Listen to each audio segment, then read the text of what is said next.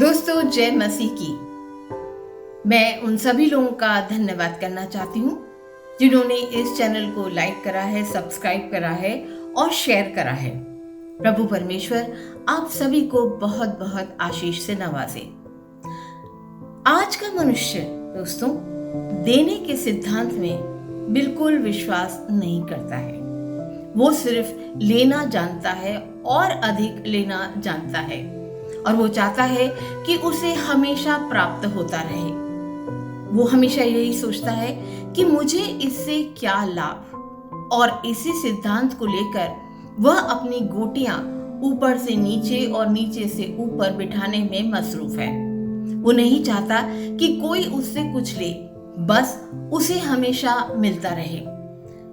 ऐसा माना जाता है या ऐसा सब लोग सोचते हैं कि भौतिक संपदा की प्रचुरता ही उनके जीवन का बुनियाद है और मनुष्य ज्यादा और ज्यादा पाने की उम्मीद के भंवर में फंसकर रह जाता है। वह ये भूल जाता है कि यह भंवर उसे ले डूबेगा। वह ये भूल जाता है कि वह धन और परमेश्वर दोनों की सेवा कभी नहीं कर सकता। अगर हम पवित्र शास्त्र बाइबल उठा के देखें तो यहाँ पर प्रभु यीशु मसीह हमें देने के संबंध में एक नया सिद्धांत देते हैं और वे कहते हैं कि देना लेने से शुभ है। यूं तो दान देने के बारे में बाइबल में बहुत जगह आया हुआ है, लेकिन लूका रचित सुसमाचार में 6वें अध्याय में लिखा गया है कि दान दिया करो तो तुम्हें भी दिया जाएगा। लेकिन प्रभु यीशु मसीह दान देने की प्रणाली में एक नया नियम लागू करते हैं। वे कहते हैं कि दान दिया करो लेकिन उसका ढिंढोरा मत पीटो। हम पढ़ते हैं पवित्र शास्त्र बाइबल में कि प्रभु यीशु मसीह एक मंदिर में बैठे हुए हैं जहां पर एक दान पेटी लगी हुई है और यहाँ पर लोग अपनी क्षमता अनुसार, अपनी योग्यता अनुसार दान दे रहे हैं। वे सोना, चांदी के सिक्के वगैरह दान में दे रहे हैं, लेकिन सबको दिखा दिखा के दान दे रहे हैं ताकि उनका ढिंढोरा पीटा जाए और उन्हें उसकी बधाई या तारीफ मिले। तभी वहां पर एक गरीब बुढ़िया आती है, एक गरीब विधवा आती है जो 2 सिक्के डालती है और प्रभु यीशु मसीह वहां बैठे बैठे अपने चेलों से कह उठते हैं कि इस विधवा के द्वारा दान किया गया दान सबसे सर्वोत्तम है, सबसे सर्वोच्च है। इस स्त्री का दान श्रेष्ठ इसलिए माना गया है क्योंकि उसके पास जो कुछ भी था उसने सारा की सारा प्रभु को दे दिया। यहाँ पर विधवा का दान सर्वश्रेष्ठ है क्योंकि दान देने के पीछे की भावना सर्वोत्तम थी, जिसमें दिखावा नहीं था। मत्ती रचित सुसमाचार उसके 6वें अध्याय में दान देने की शिक्षा दी गई है। वहां पर लिखा है, जब भी तू दान करे तो जो तेरा दाहिना हाथ करता है उसे तेरा बायां हाथ न जानने पाए, ताकि जो तूने दान दिया है वो गुप्त रहे। प्रिय मित्रों, दान देने की पीछे की भावना बहुत सर्वश्रेष्ठ होती है क्योंकि इसमें दृढ़ निश्चय का बहुत बड़ा हाथ या रोल होता है। हम किस निश्चय से दान देते हैं इसके बहुत मायने होते हैं। क्या हम इस निश्चय से दान देते हैं कि हमें कोई पुरस्कार मिलेगा? बहुत सारे शास्त्र हमने पढ़े हैं जहां पर हमें यह बतलाया जाता है कि फलानी चीज दान देने के कारण तुम्हें स्वर्ग मिलेगा, मोक्ष मिलेगा, पाप से मुक्ति मिलेगी। जो लोग दान के पुरस्कार पर आंखें रखते हैं उनके लिए दान एक व्यापार के समान होता है। इस विषय में मैं 2 दृष्टांतों का उल्लेख अवश्य करना चाहूंगी। एक लूका रचित सुसमाचार के 12वें अध्याय में पाया जाता है। यहाँ पर एक अमीर आदमी के खेतों में बहुत सारी पैदावार होती है और वह यह सोचने बैठ जाता है कि इतने सारे अन्न का भंडारण मैं कहाँ करूँगा, और वह यह निश्चय करता है कि कल मैं नए बाखार बनाऊंगा, बहुत बड़े भंडारण बनाऊंगा ताकि ये सारी फसल को मैं भंडारण कर सकूं। हे मेरी आत्मा, खा पी और ऐश कर, क्योंकि तू कल और अमीर हो जाएगा। और दोस्तों, उसी रात उसकी मृत्यु हो जाती है। उसकी फसल, उसका धन, उसके भंडारण की प्रक्रिया, सब कुछ धरी की धरी रह जाती है। और दूसरे दृष्टांत में एक जवान आदमी प्रभु परमेश्वर यीशु मसीह के पास जाता है और कहता है, प्रभु, मैं क्या करूं जिससे मैं मुक्ति पाऊं? प्रभु यीशु मसीह उसे देखते हैं और कहते हैं, तेरे पास जो कुछ भी है उसे जा गरीबों में बांट दे।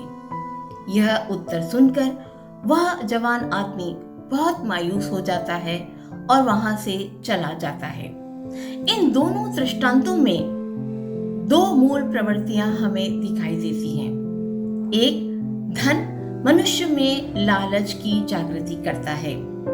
वह ये भूल जाता है कि इस लालच के पीछे भागते भागते वह एक दिन मर जाएगा और जो कुछ भी उसके पास है वह इस पृथ्वी पर धरा की धरा रह जाएगा।